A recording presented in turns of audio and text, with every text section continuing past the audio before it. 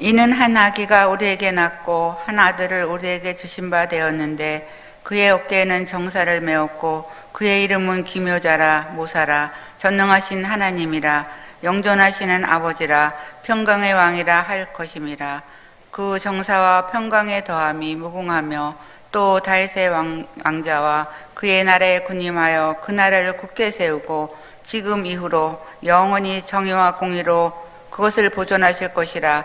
만군의 여호와의 열심히 이를 이루시리라. 아멘. 할렐루야. 이번 한 주가 좀 많이 추웠죠. 그럼에도 불구하고 이렇게 건강한 모습으로 또 이렇게 새벽에 나와서 예배드리는 우리 일삼명성교 성도님들 사랑하고 축복합니다.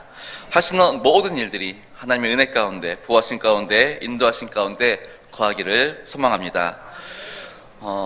책을 읽다 보니까 이탈리아의 어떤 한 작은 마을에 교회가 하나 있는데 그 교회는 아름다운 벽화가 이렇게 성전 안에 그려져 있다고 합니다. 그러니까 이쪽 한쪽 벽면에는 구약의 인물들, 모세, 이사야, 아니면은 엘리야, 예레미야, 다윗 이런 인물들이 쫙 그려져 있습니다. 근데 희한한 거는 그들이 전부 다 한 곳을 바라보고 있다는 겁니다. 그래가지고 그 그림을 보다가 어딜 바라보고 있지? 그리고 그 바라보는 그쪽을 딱 바라보면은 예수님의 형상, 예수님의 그림이 이렇게 멋지게 그려져 있다라고 합니다. 이 그림은 무엇을 말하느냐? 모든 구약의 선지자들, 모든 구약에 나타난 인물들, 이 모든 사람들은 오직 한 분, 예수 그리스도를 바라보았다라고 이야기하고 싶어서 그 그림을 그렸다라는 것입니다. 저는 이 글을 읽으면서 나중에 기회가 될지는 모르겠지만 한번 찾아가 보고 싶다라는 생각을 좀 해보게 되었습니다.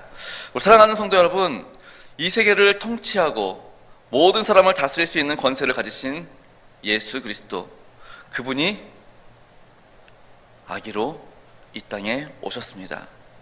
만약 예수님께서 칼과 창을 들고 그리고 하늘의 천군과 천사 등이 없고 나타나셨다면 우리는 아마 그 예수님을 다 믿었을 겁니다. 그런데 그 믿는 게 정말 마음에서 우러나서 믿는 게 아니라 두려워서, 무서워서, 억지로 그렇게 믿었을 것입니다. 그러나 예수님은 우리에게 그렇게 나타나지 않으셨습니다. 정말 아기로. 우리 다 아기들 봤잖아요. 진짜 주먹만 하면 주먹만 해. 그렇죠? 좀 작나요? 그런데 그 아기를 보면서 누가 두려움을 느낍니까? 그 아기를 보면서 누가 사랑하지 않을 수가 있겠습니까? 이 아기를 누구는 찾아가고 누구는 안 찾아가고 그렇겠습니까? 정말 너무 사랑스럽고 아름다운 아기의 모습, 그러다 보니 부자나 가난한 사람, 또 세상의 그 어떤 사람도 예수님께 오는데 부담이 없더라는 겁니다. 예수님은 그렇게 이 땅에 오신 것입니다. 오늘 본문은 이사야 선지자가 예수님 오시기 전 무려 700년 전에 예언한 말씀입니다. 그러면서 그분에 대해서 말하기를 오늘 6절의 말씀 보니까 기묘자다, 모사다, 전능하신 하나님이다, 영존하신 아버지다, 평화의 왕이다 라고 이야기를 합니다. 예수님에 대한 설명을 5가지에 대해서 이야기를 하는 겁니다. 오늘 이 시간 그렇게 무슨 말인가 하나씩 좀 살펴보려고 합니다. 한 아기가 우리에게 낳고 한 아들을 우리에게 주신 바 되었는데 그를 가리켜 기묘자라고 오늘 이사야 선지자는 이야기합니다. 기묘자, 무슨 말인지 아시겠습니까? 기묘자, 기묘하다? 이게 무슨 뜻입니까? 저도 처음에 이게 무슨 말이지? 기묘하다.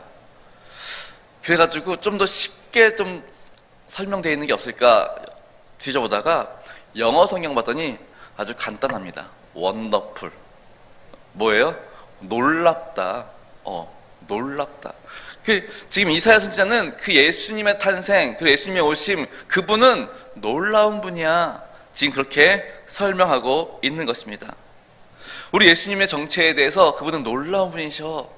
이게 지금 이사야 선지자의 말입니다.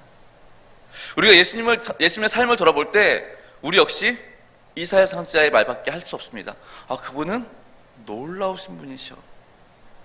하나님의 본체이시고, 그리고 이 땅에서 모든 사역을 마치시고 우리를 위해 십자가에서 돌아가신 그분의 삶은 놀라워.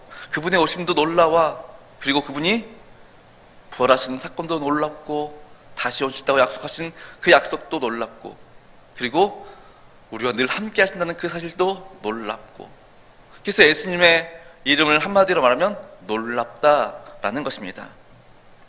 그분의 탄생은 얼마나 놀라운 사건입니까?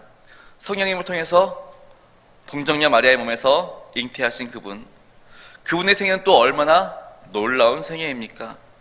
그분의 기적과 사랑의 말씀들, 그리고 천국에 대한 이야기들, 또 이분의 죽음은 얼마나 놀랍습니까? 이 한 분의 죽음으로 인해서 모든 인류가 죄사함 얻고 구원받게 됩니다. 또 그분의 부활은 얼마나 놀랍습니까? 사흘대로, 성경의 말씀대로, 또 예수님께서 말씀하신 대로 3일 만에 다시 살아나신 그 예수님. 온 세계는 이 예수님을 기념하고 또 묵상합니다. 무엇보다 우리를 향한 그분의 사랑, 나를 위해 죽기까지 사랑하셨던 그분, 놀랍다는 말밖에 할 게 없습니다. 이 놀라운 아기, 선지자 이사야는 장차 오실 예수 그리스도를 가리켜 기묘자라고 이야기하고 있는 것입니다. 다음으로 선지자 이사야는 그분에 대해서 모사다라고 말씀하고 있는 것을 보게 됩니다. 모사, 제가 이것도 좀 어려워가지고 이번엔 국어사전을 좀 쳐봤습니다. 국어사전을 쳐봤더니 이를 이루기 위하여 꾀를 내는데 능숙한 사람, 남을 도와 그를 위하여 꾀를 내는 사람, 이렇게 되어 있습니다. 그래서 우리가 그 흔히 전쟁에 나가면은 그 모사를 옆에 두는 게 이제 전쟁 지혜를 짜내는. 그런데 예수님을 모사라 그러니까 이 한국 국어사전대로 보니까 예수님이랑 좀 안 맞습니다. 꾀를 내는 사람, 우리 예수님이 좀, 그래서 이번에도 다시 영어 성경을 좀 빌렸습니다. 그래서 영어 성경에는 다른 표현이 되어 있더라고요. 카운셀러라고 되어 있습니다. 이 카운셀러가 무슨 말이냐? 상담자. 그러니까 예수님은 상담자라는 겁니다. 지혜를 가지고 모든 문제를 풀어주는 놀라운 분이라는 의미로 그분만이 우리의 문제의 진정한 해답이시며 모든 지혜의 근본이 되어주신다는 의미입니다. 오늘날 우리 시대는 얼마나 많이, 또 얼마나 자주 상담자가 필요합니까? 불안, 공허, 고독, 허무와 같은 영혼의 질병에 걸려있는 우리에게 얼마나 많은 상담자가 필요합니까? 그런가 하면은 내 문제, 자녀 문제, 그리고 기타 여러 가지 문제, 누구한테 이렇게 속지연히 말할 수 있겠습니까? 우리의 이웃에게 말하면 잠시 잠깐은 안타까워질 수 있지만 금세 잊어버리고 맙니다. 그러나 우리 예수님께서는 우리의 속마음들, 정말 답답함, 그리고 우리의 가정의 문제들, 우리의 자녀의 문제들, 내 자신의 문제들 주님 앞에 나와서 주님, 이거 어떻게 하면 좋아요? 주님 외에는 제가 말할 수 있는 사람이 없어요. 이렇게 주 앞에 나와서 상담을 요구할 때마다 그분은 우리에게 친절한 상담자가 되어주신다라는 것입니다. 내 문제를 놓고 함께 고민해줄, 그리고 진정한 상담자, 바로 예수 그리스도라는 것입니다. 그래서 이사야는 오늘 그 예수님은 놀라운 분이시며 우리에게 찾아오셔서 우리에게 상담자가 되어주시는 분이다, 그렇게 말하고 있는 것입니다. 예수님은 우리에게 이렇게 말씀하십니다. 내가 너희를 고아와 같이 버려두지 아니하고 너희에게로 찾아오리라. 내가 아버지께 구하였으니 내가 떠나가면 또 다른 보혜사를 너희에게 주실 것이요 이 보혜사 성령은 너희에게로 와서 너희와 함께 할 것이며 너희 속에 영원토록 거할 것이며 너희와 동행할 것이며 너희들의 문제를 해결할 것이며 너희와 함께 있으리니 내가 너희를 떠나지 아니하리라. 아멘. 이렇게 말씀하시는 우리의 주님의 음성을 우리는 들을 수 있습니다. 이 얼마나 놀랍고 위대한 친구이십니까? 우리 중에서, 우리의 인생에서 어떻게 이러한 친구를 또다시 만날 수 있겠습니까? 이분의 이름이 바로 모사, 우리의 상담자 되시는 예수 그리스도라는 것입니다. 그분만이 내 슬픔을 아십니다. 내 아픔을 아십니다. 내 눈물을 아십니다. 내 고독과 아픔과 불안과 절망을 아십니다.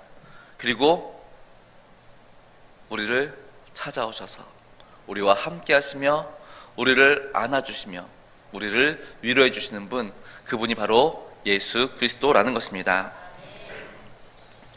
계속해서 선지자 이사야는 아기에 대해서 전능하신 하나님이다 라고 이야기하고 있는 것을 보게 됩니다. 이 아기 예수는 평범한 인물이 아니다라는 것입니다. 그 본질에 있어서는 비록 아기이지만 하나님과 동등한 존재라는 것입니다. 상상이 되십니까? 우리 성인 예수 그리스도 30살이 돼가지고 이제 공생을 시작할 때, 그분이 하나님의 본체셔. 그거는 우리가 그래, 그럴 수 있어. 근데 아기 예수, 이 땅에 막 태어난 아기, 그 아기가 하나님과 동등되신 분이시래요. 얼마나 놀라운 일이십니까?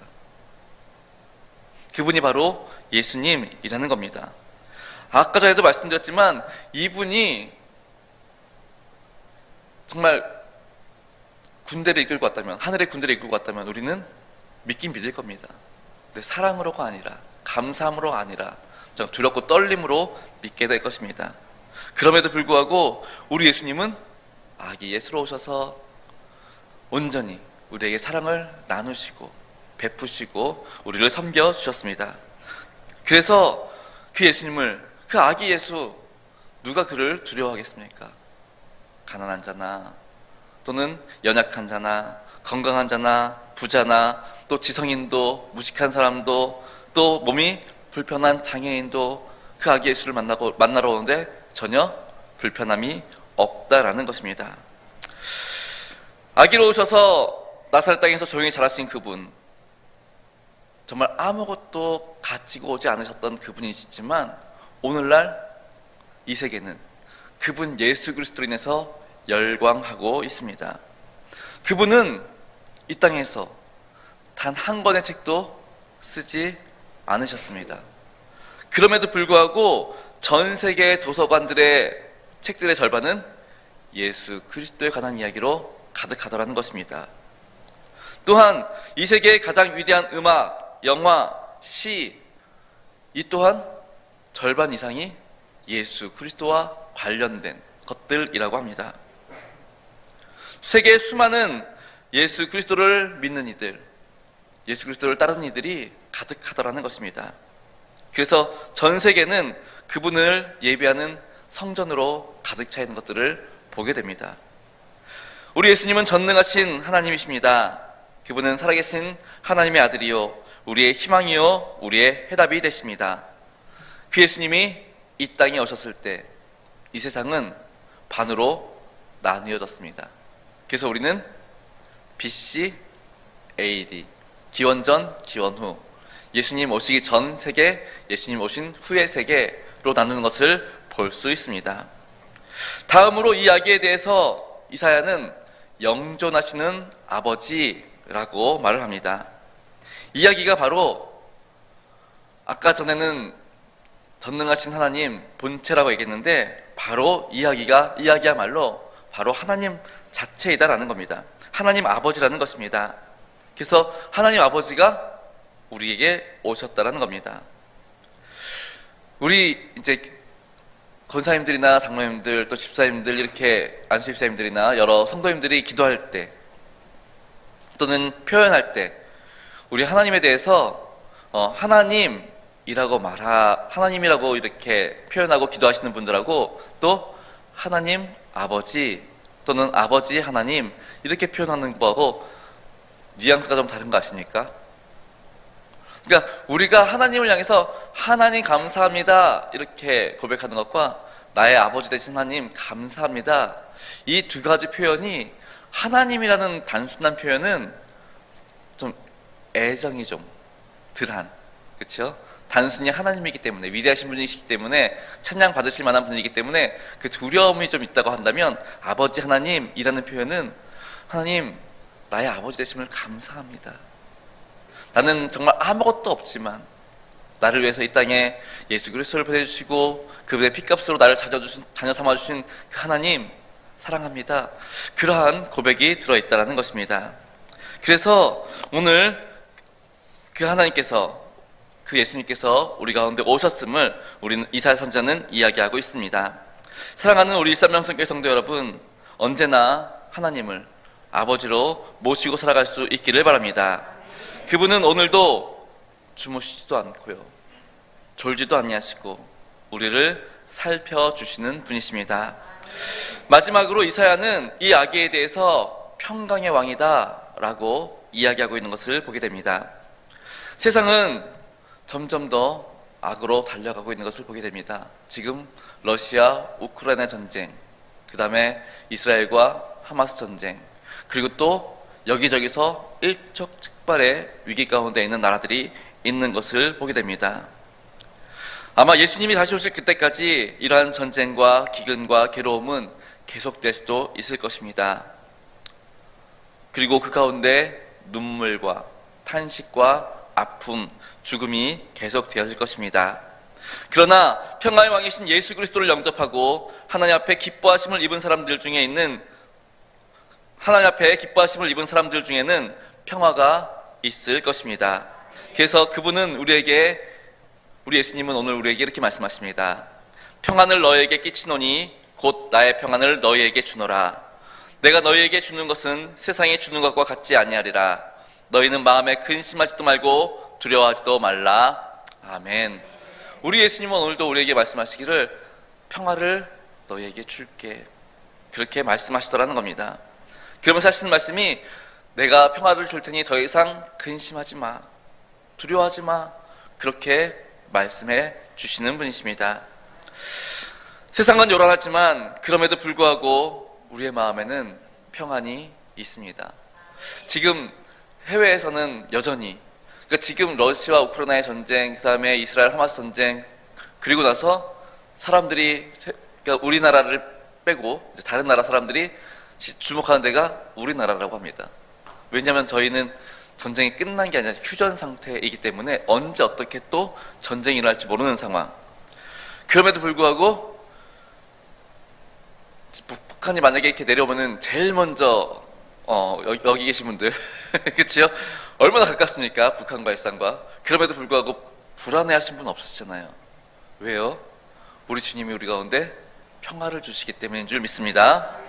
예, 평화의 왕이신 그분이 우리 마음속에 살아간다면, 그분이 우리의 영혼을 지배하고 우리의 삶을 다스리고 우리와 함께 하신다면 세상 사람들은 알지 못하는 정말 참된 평안을 누리게 될 것입니다.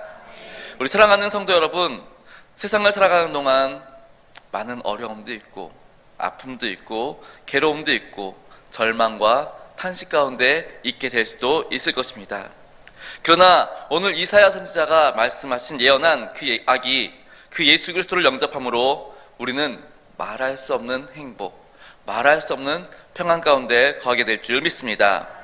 또한 예수님도 이 일을 이루시기 위해서 이 땅에 오셨습니다.